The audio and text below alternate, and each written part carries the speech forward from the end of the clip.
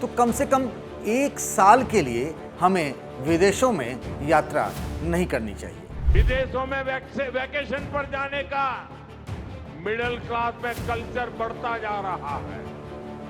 हमें तय करना होगा कि जब ये संकट का काल है और हमारी देशभक्ति हमें ललकार रही है, तो कम से कम 1 साल के लिए हमें विदेशों में जाने की बातों को टालना चाहिए।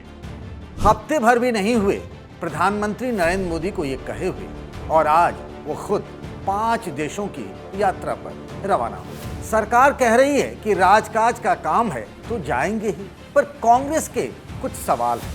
सवाल ये कि उनकी विदेश यात्राओं से देश को मिलता क्या है। मोदी जी ने अपने कार्यकाल में 96 विदेशी यात्राएं की हैं।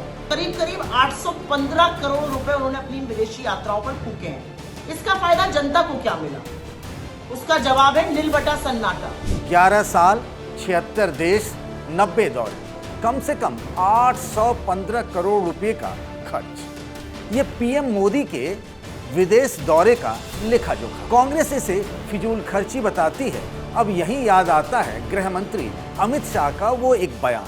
संसद में उन्होंने बताया था कि पीएम मोदी की बात ही कुछ और, वो विदेश दौरे में पाई पाई बचाने की कोशिश करते हैं। पहले प्रधानमंत्री जाते थे तो कहीं पेट्रोल डलवाने के लिए जो टेक्निकल हॉल्ट लेने पड़ते थे, पूरी रात होटल।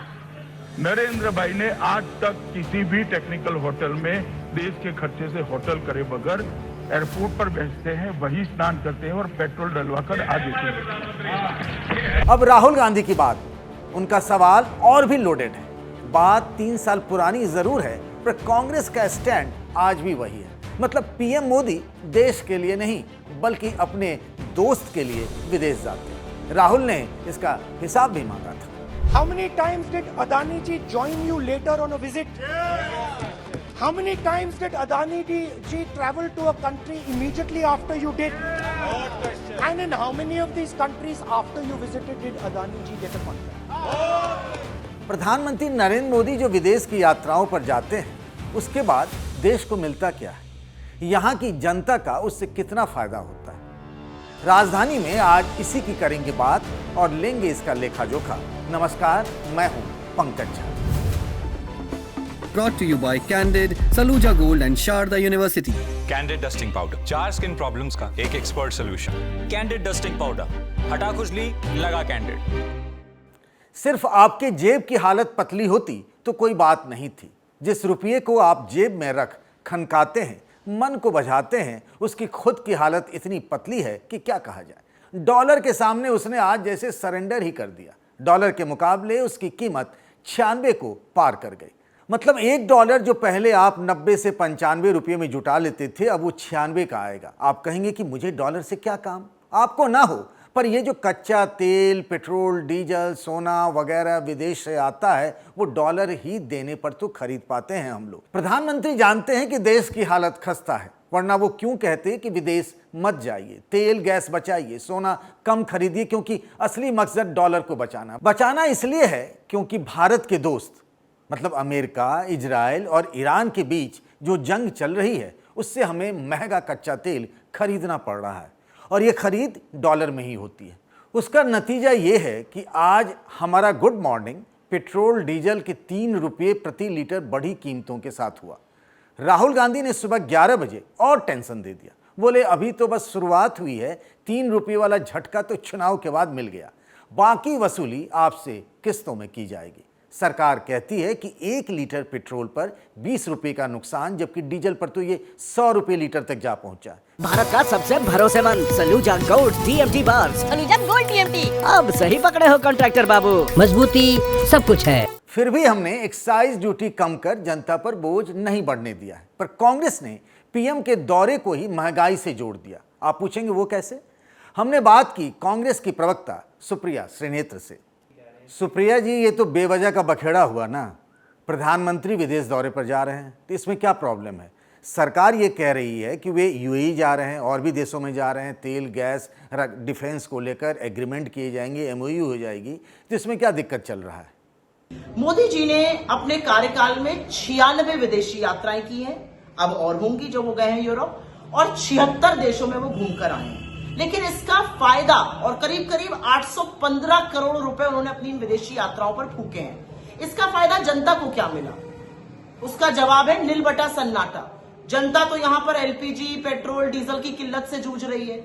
असलियत यह है कि एनर्जी सिक्योरिटी को अमेरिका के सामने समर्पण करने के कारण आज भारत रूस से तेल नहीं खरीद पा रहा है। जो 1-1.5 महीने की मोहलत मिली थी वो 16 मई को खत्म हो रही, तो बजाय हम डिसीजन लें कि हम किससे तेल खरीदेंगे, हम अमेरिका के सामने फिर गिड़गिड़ा रहे हैं। बाकी देश, नेपाल तक का देश, ब्रिटेन, ऑस्ट्रेलिया, जर्मनी जैसे देशों ने अपने लोगों को राहत दी है, लेकिन हमारे यहाँ पेट्रोल डीजल के दाम बढ़े, कमर्शियल एलपीजी के दाम बढ़े, किल्लत है, लोग लाइनों में लगे हुए हैं, लोग परेशान हैं। लेकिन इससे मोदी जी को क्या? जब जब देश पर संकट आता है तब तब मोदी जी अपना सूटकेस बांधकर विदेश निकल लेते हैं। दूसरा सवाल यह है कि प्रधानमंत्री जो विदेश जाते हैं ये उनके कामकाज का हिस्सा है। जो पीएमओ है उसके वेबसाइट पर हमने पता किया, देखा तो मनमोहन सिंह भी अपने 10 साल के कार्यकाल में 73 विदेशी यात्राएं की थी।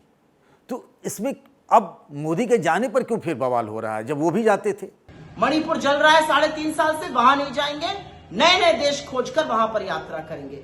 आज देश में महंगाई की मार है, आज देश में महंगाई का चाबुक चला रहे हैं, लेकिन इनको कोई फर्क नहीं पड़ता है, ये अपना विदेश निकल लिए, ये इनकी असलियत है। मनमोहन सिंह जी से अपने आप को कंपेयर करने से पहले मोदी जी 96 पर जो रुपया पहुंच रहा है उसका जवाब दे दे, फिर हम बाकी बातें करेंगे। बीजेपी को पता था कि इस वक्त प्रधानमंत्री के दौरे पर कांग्रेस सवाल उठाएगी कि यात्रा से मिला क्या, इतना पैसा खर्च हो गया, पीएम सिर्फ उपदेश देते हैं, इत्यादि इत्यादि।